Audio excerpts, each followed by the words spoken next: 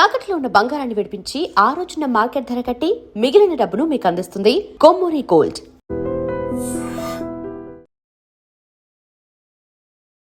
విశాఖపట్నం జిల్లా అక్కయ్యపాలెం శ్రీనివాస్ నగర్ లో దారుణ హత్య చోటు చేసుకుంది. ఇంట్లో ఒంటరిగా ఉన్న మహిళను అతి కిరాతకంగా చంపి ఆమె మెడలో ఉన్న బంగారు ఆభరణాన్ని దోచుకు వెళ్ళిపోయారు దొంగలు. రీసెంట్ గా బంగారం ధర ఆకాశాన్ని అంటుతుంది. రోజుకో రకంగా చుక్కలు చూపిస్తుంది. అందులోని ఇంకా బంగారం అంటే ఇంకా ఇష్టపడిన వారు ఎవరు కూడా ఉండరు. రాబోయే రోజుల్లో బంగారు భవిష్యత్ అంతా కూడా బంగారమేమో అనే నింతలు కూడా వస్తున్నాయని చెప్పుకోవచ్చు.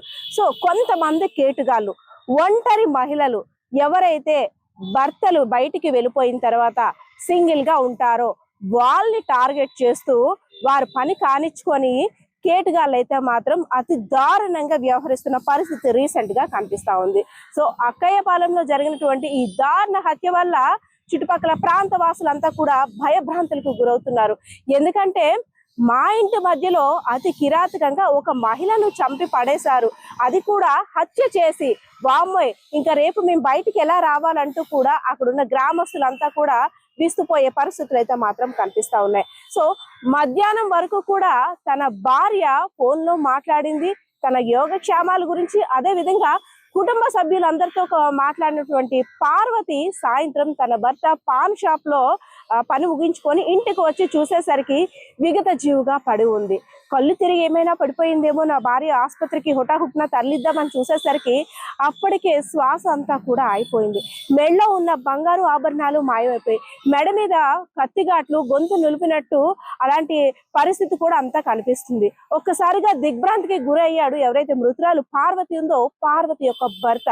సో జరిగిందంతా తెలుసుకున్న తర్వాత అయ్యో బంగారం కోసం నా భార్యని అతి దారుణంగా హత్య చేశారంటూ లబోదిబోం అంటూ ఆ దేవుణ్ణి వేడుకున్నాడు. సో సంఘటన స్థలానికి చేరుకున్న పోలీసులు క్లోజ్ టీమ్ ఆధారంగా అక్కడ జరిగినవన్నీ కూడా ఆరా తీశారు. అదే విధంగా కొన్ని డాగ్స్ టీమ్, క్లోజ్ టీమ్ అన్ని కూడా అక్కడున్న వివరాలన్నీ సేకరించారు. సో నిందితుల గురించి సమాచారం త్వరలోనే తెలిపే అవకాశాలు కూడా ఉన్నట్టు తెలుస్తుంది. అంతేకాకుండా ఇంట్లో కేవలం ఆ మహిళపై ఉన్న ఒంటిపై ఉన్న బంగారు ఆభరణాలు మాత్రమేనా, లేదంటే ఇంట్లో ఇంకేమైనా విలువైన సామాగ్రి కూడా దోచుకెళ్లారేమో ఇంకా కొన్ని రోజుల్లో తెలియాల్సి ఉంది. సో దీని మీద అయితే మాత్రం పోలీసులు కూడా రియాక్షన్ సీరియస్ గానే ఉందని చెప్పుకోవచ్చు. ఎలాంటి వారైనా ఇలాంటి దారుణాలకు ఒడిగడితే ఉపేక్షించేది లేదు అంటూ కూడా పోలీసులు హెచ్చరిస్తున్నారు. సో ఒంటరి మహిళలు బి అలర్ట్. గ్రాము బంగారం కూడా మీ ప్రాణాలని తీసే ఒక యమపాసంగా మారుతున్నాయేమో. బంగారం కోసం ప్రాణాలు కూడా పోగొట్టుకుంటున్న రోజులు కూడా చూస్తున్నాం. సో ఇదే అంశానికి సంబంధించి అక్కడికి వచ్చి సంఘటనా స్థలాన్ని పరిశీలించినటువంటి పోలీసులు ఏం మాట్లాడుతున్నారో వారి మాటల్లోనే విందాం. సుమారు 8 ఆ ప్రాంతంలో వచ్చింది మేడం. జరిగింది, అతను హస్బెండ్ 7:30కి వచ్చాడు ఇంటికి. అతను పాన్ షాప్ రన్ చేస్తున్నాడు దొండ బజార్ దగ్గర. అతను ఆమె వైఫ్ ఇక్కడ ఉంటున్నారంట, ఫస్ట్ ఫ్లోర్లో ఉంటున్నారు. వాళ్ళకి 2 ఆడపిల్లలు ఉన్నారు. 2 ఆడపిల్లలు హైదరాబాద్ ఉంటారు. అయితే అతను 3:30కి వెళ్ళాడు ఇంటి దగ్గర నుంచి. తర్వాత 7:30కి వచ్చాడు. అయితే ఆవిడ మధ్యలో ఇద్దరికి కాల్ చేసింది. 5:15 కూడా తోడుకోళ్ళకి కాల్ చేసింది ఆవిడ. సో అంతవరకు ఆవిడ ఎలైవ్. ఇతను వచ్చి చూసరికి కింద పడి ఉంది. డిస్టర్బెన్స్, అక్కడ స్ట్రగుల్ మార్క్స్ ఉన్నాయి. ఒంటి మీద ఉన్న బంగారు వస్తువులు అవి లేవు. కాబట్టి ఎవరైనా అన్నోన్ వ్యక్తులు వచ్చి కారం పొడది జల్లి ఉంది కింద, చనిపోయి ఉంది. బంగారం అంటే వస్తువులు మటర్ ఫర్ గెయిన్ కింద భావిస్తున్నాం ప్రాథమికంగా. అన్ని చల్లా చెదరై ఉన్నాయండి. ఏ వస్తువులు పోయినా ఇంకా వాళ్ళు ఇంకా వెరిఫై చేసి చెప్తారండి. వాళ్ళ బంధువులందరూ వస్తున్నారు, చూసుకొని చెప్తారు. గాయాలంటే మెడ మీద కొద్ది స్ట్రగుల్ మార్క్స్ ఉన్నాయి. ఇంకా మనకు తెలియదండి, ఒక వచ్చి ఇద్దరు వచ్చి చెప్పలేదు. ఇంకా సీసీటీవీ వెరిఫై చేస్తున్నారు. అది కూడా పూర్తిగా తెలియదు, ఎందుకంటే వాళ్ళ మెడలో ఉన్న వస్తువులు పుస్తులు తాడు, నల్ల పుస్తులు తాడు, చెవులు అని చెప్తున్నారు హస్బెండ్. ఇంకా బ్యాగులు అవి అన్ని ఇంట్లో చూసాక అప్పుడు తెలుస్తుంది. బ్యాంగిల్స్ కూడా చిన్న స్ట్రగుల్ మార్క్స్ ఉన్నాయి. సెకండ్ ఫ్లోర్ కూడా వెళ్ళారు అని చెప్పేసి మరి అది ఎవరు చెప్పలేదండి. మన ఓన్లీ ఫస్ట్ ఫ్లోర్ తెలియదు, మనకు తెలియదు. నాకు బెదర్ అవుతాడండి ఫోన్ వచ్చిందండి. మేము 8:30 వరకు మా పుట్టబాన్ కూడా ఉన్నాం. ఇప్పుడు చైర్మన్ అలా తమ్ముడేమో ప్రెసిడెంట్ అనమాట. 8:40కి మేము లెఫ్ట్ అయిపోయాం. ఎవరైతే చనిపోయిందో అలా ఆయన నాకు తమ్ముడు బెదర్ అవుతాడు. మార్నింగ్ వాకింగ్ కలిసాం. యాక్చువల్లీ ఆవిడ నేను మార్నింగ్ హైదరాబాద్ వచ్చింది. ఇద్దరు అమ్మాయిలు హైదరాబాద్ జాబ్ చేస్తున్నారు అని నిన్న వచ్చింది. మా ఆవిడ సరే, నేను మా మిసెస్ కూడా అనకాపల్లి ఉంటుంది అన్నమాట.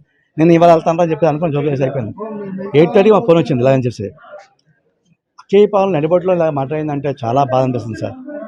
ఇది అక్కేయపాలెం అనేది విశాఖపట్నంకి ఆనిముచ్చేది, పీస్ఫుల్గా ఉంటుందని. అటువంటిది 3:30కి ఆయన వాళ్ళ ఆవిడ అందరం కలిసి హాస్పిటల్ బావ అంటే చూసి నాకు వెళ్ళారు, చూసి వచ్చారు, దింపి పాన్ షాప్కి వెళ్ళిపోయాడు. ఆయన వెళ్ళి 7 o'clock వచ్చాడు. వచ్చిన తర్వాత డోర్ తీస్తుంటే లోనికి వెళ్ళిపోయి పార్వతిని పిలిచేసి లోనికి వెళ్ళిపోయాడు. ఆయన వెళ్ళిపోయిన తర్వాత ఆవిడ పని చేసుకుంటుందేమో కుర్చీ తిరబడిపోయి ఉంటుంది, కారం జరిగిందట. పడిపోయి పని చేసుకుంటుందని చెప్పి లోనికి వాష్రూమ్కి వెళ్ళి బట్టలు మార్చుని వచ్చాడు. ఇంకా ఆవిడ రావట్లేదు. అనుమానం వచ్చి బెడ్రూమ్ నుంచి వస్తే బెడ్రూమ్లో సారీ కనిపిస్తుంది కింద నుంచి. ఆవిడ ఆయన పైకి లాగి చూస్తే ఎవడైనా మాట్లాడరావు కదండి ఆ టైంలో. పార్వతిని కొట్టి మౌన్ చూస్తే మౌన్తో కలిపి ఉందట, ఆవిడ అన్కాన్షియస్ ఉందట. అంటే నాకు తెలియక ఏ మాట్లాడగా వస్తువులు చూడలేదు, పక్కింట్లో పిలిచాడట, ఇచ్చారు. చాలా బాధాకరం విషయం అండి ఇది. ఒకప్పుడు దొంగలు పడితే వస్తువులు మాత్రమే పోయాయి, బంగారం నగదు. ఇప్పుడు మర్డర్లు కూడా జరిగిపోతాయి. ఎందువల్లంటే వాళ్ళ కాస్ట్ పెరిగిపోయింది మేడం. బంగారం అంటే ఆ బంగారం నుంచి డ్రగ్గిస్ట్ వాళ్ళు అయిపోయారు. అందరూ కలిసి నంజాయ్ 100%. చిన్న కుర్రాలు ఆ కట్టెలు చెప్పి మర్చిపోద్ది, అలా కట్టెలు ఉంటారు. వాళ్ళు ఏమనలేం, చిన్నపిల్లలు వయసు 16-15 ఉంటాయి, వాళ్ళు ఏమనలేం. ఈరోజు అలా తయారైంది. కానీ ఇంత పీస్ఫుల్ ఉన్న ఏరియా కూడా ఇలాగ ఏంటంటే చాలా బాధాకర విషయం మేడం. మీరు ప్రెసిడెంట్ అంటున్నారంటే మీ వాచ్మెన్ వైఫల్యం ఉంటుంది కదా. ఈ ప్రెసిడెంట్ కాదు నేను ఇక్కడ దీని ప్రెసిడెంట్ కాదండి, పుట్టబాన్ కూడా చైర్మన్ నేను. వాళ్ళ తమ్ముడు ప్రెసిడెంట్ ఆడ పిల్ల గోపి. ఈయనతో నా బాగా క్లోజ్, ఫస్ట్ నుంచి నేను బాబు ప్రెసిడెంట్. యాక్చువల్లీ నేను 3:15కి ఇద్దరు ఉదయం 11 o'clock హాస్పిటల్కి వెళ్ళాం. 12 o'clock ఇద్దరం వచ్చాం. 1:30 2 వచ్చి 3 o'clock ఇద్దరు కలిపి భోజనం చేసాం. నేను యాక్చువల్లీ 3:20కి నేను పైకి వెళ్ళిపోతాను, షాప్కి వెళ్తాను. అలాగే నేను మా మిస్సెస్ చెప్పేసి వెళ్ళిపోయిన తర్వాత నేను 7:30కి వచ్చాను. 7:30 ఆ టైంకి వచ్చి డోర్ తీసింది. అయితే అక్కడ ఏవో కుర్చీ పడిపోయింది. కుర్చీ పడిపోతుంటే అంటే ఒకళ్ళు క్లీన్ చేసుకుంటే కదా ఇవన్నీ పడిపోతుంటే పసుపు గిసుపు అని చెప్పి అక్కడ ఏవో కారం పడిపోయింది అట్లా యాక్చువల్లీ. మరి నేను వాష్రూమ్కి వెళ్ళి వచ్చాను. వచ్చి చూస్తే ఇంకా రావట్లేదు. మరి పైకి వెళ్ళిందా అని చెప్పి లోన ఆ రూమ్లోకి వెళ్తే ఆ రూమ్లో మంచం కింద మొక్కం కింద వాల్చి కింద మూనుకుంది మొక్కం. అప్పుడు నేను పార్వతి లెగించి మా ఆవిడని తిప్పాను. గట్టిగా తిప్పితే మూవంట్లో అనట్లేదు. నాకు అప్పుడు భయం వేసింది, ఏంటి అని చెప్పి చాలా ఇబ్బంది పడ్డా. అప్పుడు పక్కన మా ఫ్రెండ్ ఫోన్ చేశారు, మా పక్క వాళ్ళు చెప్పాను. వాళ్ళు అన్నారు బ్లాక్ అయిపోయింది మొక్క అంతాను. 108 ఫోన్ చేశారు. వాళ్ళు వచ్చారు, చూసిన తర్వాత డిపార్ట్మెంట్లో వచ్చారు అందరూ. అది పిల్ల పార్వతి 53 53. ఈ అపార్ట్మెంట్లో ఎన్నాళ్ళ నుంచి ఉంటున్నారు? స్టార్టింగ్ అపార్ట్మెంట్ కొనుక్కోను, ప్లాట్ కొని మా ఓనే. ఎన్నాళ్ళ నుంచి ఉంటున్నారు? నేనంటే కరోనా నుంచి ఉంటున్నాం. అది ఓపెన్ 9 స్టార్టింగ్ నుంచి అపార్ట్మెంట్లో ఉన్నాం మేము. మీకు ఎవరిపైన అనుమానం ఉందండి? ఇంతకుముందు ఎప్పుడైనా వచ్చి రావడం కానీ అట్లాంటి అనుమానాలు ఏమైనా ఉన్నాయా? వస్తాను నాకు అనిపించలేదు. బాడీ మీద ఏమైనా గాయాలు గుర్తించారండి మీరు? నేనేం చూడలేదు. గాయాలు ఏమి ఉన్నాయంటున్నా కానీ నేను అసలు చూడలేదు. ఎప్పుడు మా ఇంట్లో మా ఇద్దరు ఉంటాయి. ఇద్దరు పిల్లలు పాపలు హైదరాబాద్ ఉన్నారు. ఇద్దరు హైదరాబాద్. ఏమైనా వస్తువులు పోయాయి? వస్తువులు అంటే అదే మెల్ల ఉన్నాయి పోయాయి. ఇంకా అది ఏమి చూడాలి అంటే బీరో ట్రై చేశారు, అది ఓపెన్ అవ్వలేదు. కింద నా టైల్ ఎరగొట్టేశారు, బేస్ టైల్ ముక్కలు ఉన్నాయి అక్కడ. అదే ఫ్రంట్ లాక్ నా దగ్గర ఉంది, లాన్ లాక్ వాళ్ళ దగ్గర ఉంది. అందువల్ల అది అనుకున్నాను. అది ఒంటి మీద బంగారం లేదు. నేను ఫస్ట్ నుంచి చూడలేదు. మా మిస్సెస్ పడిపోయింది కదా, అది ఏదో పైకి పడిపోయింది, దెబ్బ తేలిని చెప్పి దాన్ని ఇలా తిప్పి అది చూస్తున్నాను.